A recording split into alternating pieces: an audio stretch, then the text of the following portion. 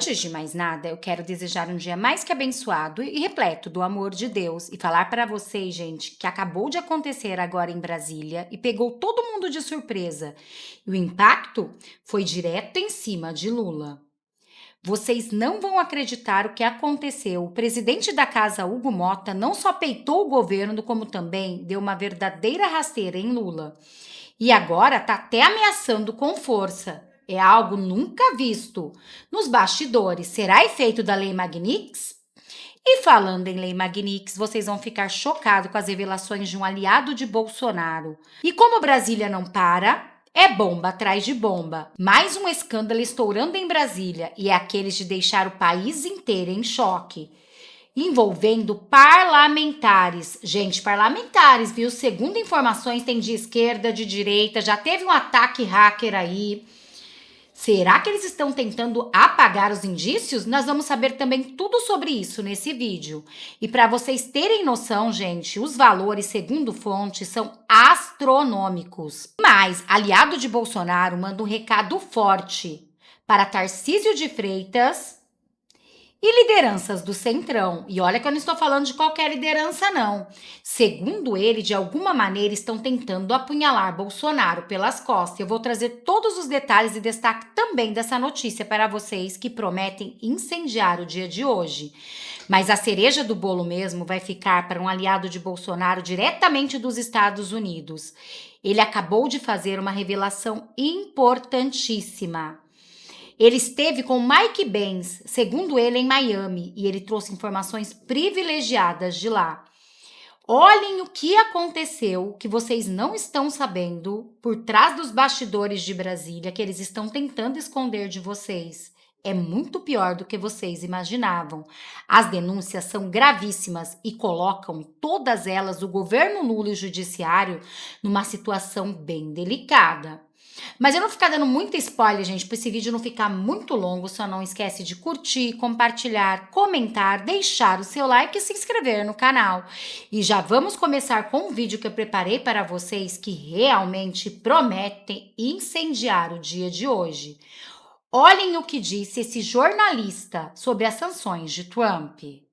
Só assistam. É isso mesmo, chegando notícia agora, por ação do Caio Junqueira, o governo Lula confirma à CNN ter recebido uma carta dos Estados Unidos com críticas ao ministro do Supremo Tribunal Federal, Alexandre de Moraes. O que se trata isso, né? Esta é a confirmação, o Ministério da Justiça, confirmando uma informação que foi divulgada pelo jornal The New York Times. O que o Caio Junqueira apurou?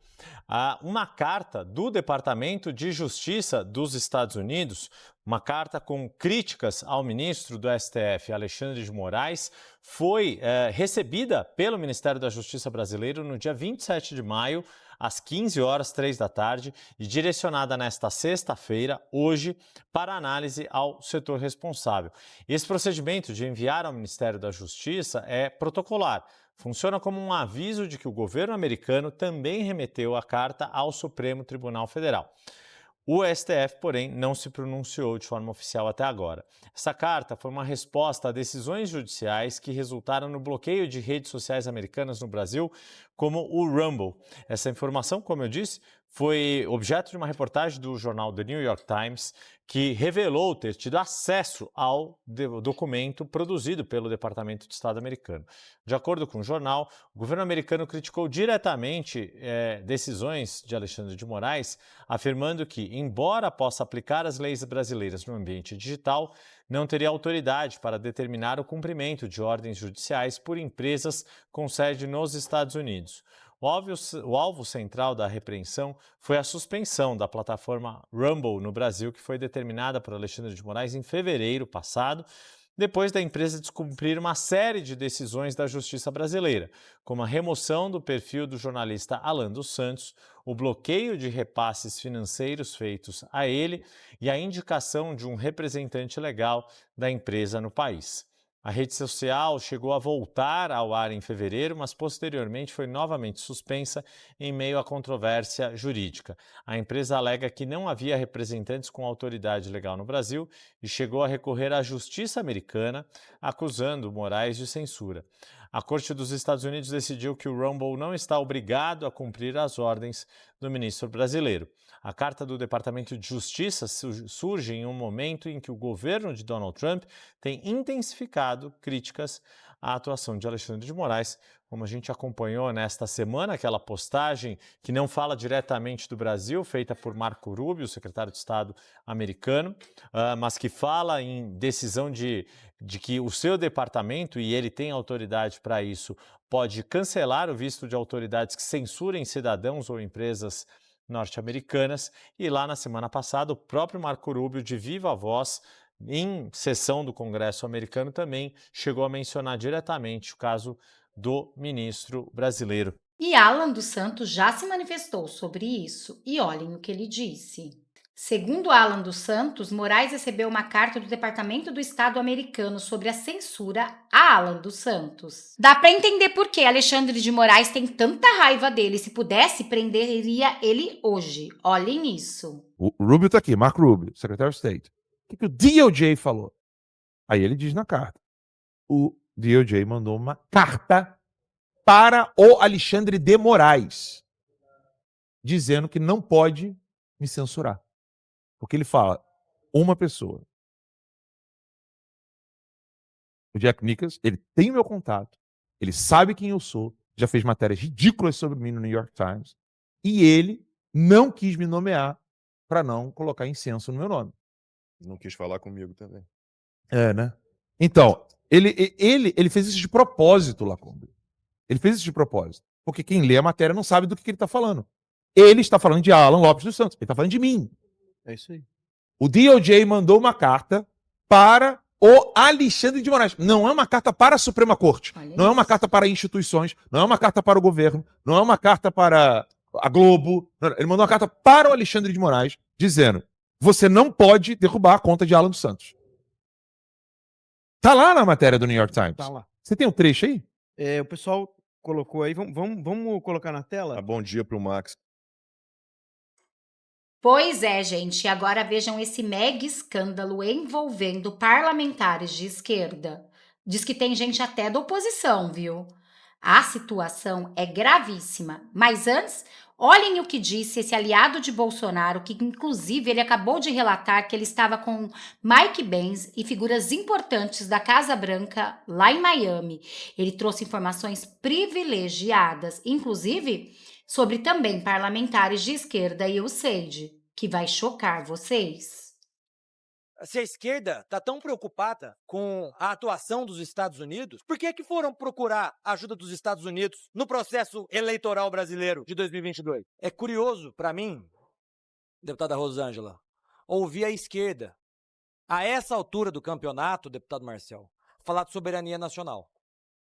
Justo a esquerda que fez uso da USAID, que criou o complexo industrial da censura no nosso país, que interferiu no processo democrático das eleições, que o Mike Pence tem denunciado e que nós já aprovamos aqui um requerimento para que ele possa ser ouvido no plenário dessa comissão. Eu estive com o Mike Pence na semana passada em Miami, para que ele possa estar presente aqui na comissão, para trazer as denúncias que ele está trazendo ao mundo da interferência do USAID no processo eleitoral e democrático brasileiro. É curioso a esquerda falar de soberania nacional, quando em 2019, vocês vão se lembrar, deputado Lucas Redecker, a esquerda foi ao mundo todo inventar mentiras sobre queimadas na Amazônia brasileira, ocasionando sanções ao Brasil, porque naquele momento estava sendo decidido o acordo da OCDE com a União Europeia, e a França alegou justamente que a Amazônia estava em queimadas para não assinar o acordo. Ou seja, ocasionou uma sanção prática ao Brasil. A esquerda foi ao mundo inteiro inventar mentiras sobre a Amazônia brasileira, pedindo sanções contra o Brasil. Em 2019, o deputado Marco Feliciano vai se lembrar, era meu colega na Comissão de Direitos Humanos, o deputado Helder Salomão, que presidia aquela comissão, fez um relatório mentiroso de supostas violações a direitos humanos do governo Bolsonaro e foi no mundo todo pedindo sanções contra o Brasil com base nesse relatório mentiroso, fazendo com que depois eu e o deputado Marco Feliciano obstruíssemos a reunião da Comissão de Direitos Humanos por quase 6 meses até o final do ano. Então a esquerda agora, deputado Dr. Fred, quer falar de soberania nacional. Olha, se a esquerda está tão preocupada, deputado Cajado, com a atuação dos Estados Unidos, por que foram procurar a ajuda dos Estados Unidos no processo eleitoral brasileiro de 2022? Aliás, o ministro Barroso, presidente do TSE, naquele momento assumiu que de 2020 a 2022, quando ele era presidente do TSE, ele buscou autoridades norte-americanas, buscando a interferência dos Estados Unidos no nosso país. De 2020 a 2022. 2020 nós estávamos, General Girão, no ápice da pandemia. E o ministro Barroso, presidente do TSE naquele momento, buscando autoridades norte-americanas do Partido Democrata para que interferisse no processo eleitoral brasileiro. E é preciso que se diga aqui, porque eu acompanhei algumas reuniões do deputado Eduardo Bolsonaro na semana que eu estive com ele, lá em Washington. Tive reunião com o deputado Corey Mills e com o deputado Brian Mast, presidente do Subcomitê de Inteligência e presidente do Comitê de Relações Exteriores do Parlamento, do Congresso dos Estados Unidos. Eles estão extremamente preocupados, vocês sabem com o quê? Porque inúmeras decisões do ministro Alexandre de Moraes afetam cidadãos norte-americanos e afetam empresas norte-americanas. Esse é o fato incontestável. Não é uma interferência dos Estados Unidos no Brasil, não é uma sanção dos Estados Unidos ao Estado brasileiro. Se ocorrer a sanção, que até agora não aconteceu, mas se ocorrer a sanção, é na pessoa física do ministro Alexandre de Moraes pelas decisões que ele proferiu e que afetam diretamente cidadãos norte-americanos e empresas norte-americanas. Todo mundo vai se lembrar que no imbróglio do Twitter, do X, o ministro Alexandre de Moraes suspendeu a atuação do X em todo o território nacional e bloqueou as contas da Starlink, que é uma outra empresa, um outro CNPJ. Eu fico pensando, deputado Marcial, se isso vira regra no Brasil. Imagine só, um fundo de investimento, tem lá vários investidores que são acionistas de várias empresas. Uma empresa A tem um problema na justiça e a empresa Z sofre sanção por conta da empresa A. É um absurdo. E foi exatamente isso que aconteceu. Então existe um problema de jurisdição que está sendo discutido nos Estados Unidos. Decisões do ministro Alexandre de Moraes interferem na jurisdição dos Estados Unidos, afetando diretamente cidadãos norte-americanos e afetando empresas norte-americanas. Essa é a discussão que tem que ser posta. Uma eventual sanção ao ministro Alexandre de Moraes não é uma eventual sanção ao Estado brasileiro. Nós não estamos mais sob a vigência do Estado absolutista, que se dizia que o Estado sou eu. O ministro Alexandre de Moraes é um servidor público. E os seus atos como servidor público afetam e estão desrespeitando a jurisdição norte-americana. Esse é o fato. Se eventualmente ocorrer uma sanção, é por conta desse fato. Claro, somado a isso, nós temos as inúmeras violações de direitos humanos que estão acontecendo no Brasil, todos sabem disso. E isso afeta diretamente a política internacional do Brasil, porque o Brasil é signatário de tratados de direitos internacionais, ao qual inclusive os Estados Unidos também são signatários desses mesmos tratados de direitos humanos. Tratados estes que o próprio Supremo Tribunal Federal já decidiu que tratados de direitos humanos internacionais têm status supralegal. Valem mais do que as legislações ordinárias do que nós aprovamos aqui, menos do que a Constituição. Decisão do Supremo. Então nós temos esse problema. Os Estados Unidos têm discutido sobre isso. Então, é preciso colocar os pingos nos is, porque existe muito ruído quando nós começamos a discutir, quando nós vemos análises da imprensa sobre isso que está sendo ventilado e que foi dito pelo secretário de Estado, Marco Rubio. O ministro Alexandre de Moraes, se eventualmente for sancionado, será pelas decisões dele, como servidor público, que afetaram a jurisdição dos Estados Unidos, cidadãos e empresas norte-americanas. Ele não é o Estado brasileiro, não é o Estado brasileiro que está sendo sancionado, ou que será sancionado eventualmente. Ele não é o Estado. Então, dito isso, senhores deputados e deputadas, eu fico muito contente com a aprovação dessa moção na tarde de hoje e acredito que essa comissão, que é a Comissão de Relações Exteriores e de Defesa Nacional, precisa, assim como essa iniciativa, tomarmos outras iniciativas para proteger a atuação parlamentar de todos nós. Não apenas do deputado Eduardo Bolsonaro, que é deputado, licenciado, mas deputado.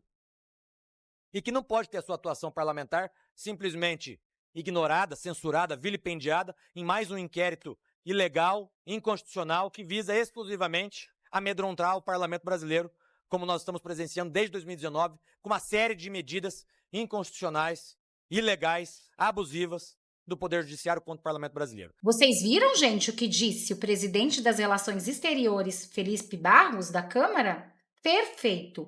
E agora vejam esta bomba que eu vou trazer para vocês. Gente, é surreal. Parece interminável. A investigação aponta que políticos recebiam mesadas de associações envolvidas no esquema dos descontos criminosos no pagamento de aposentados. Propina que chegava a R$50 mil por mês.